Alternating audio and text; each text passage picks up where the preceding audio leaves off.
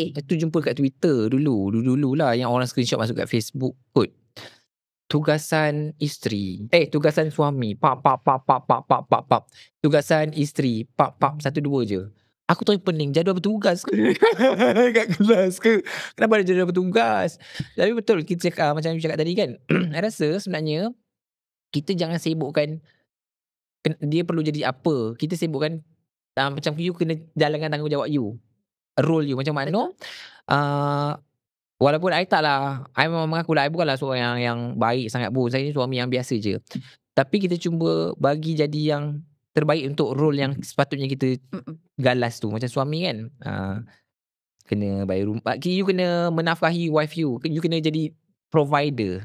Provider dulu, zaman-zaman susah dulu, zaman-zaman yang sewa Pak Atus tu, saya memang bayar semua benda. Wife I macam duduk entertainment je lah. So I rasa kalau kita jalankan tanggungjawab kita yang sepatutnya, automatically orang tu pun akan menjalankan tanggungjawab dia seadanya.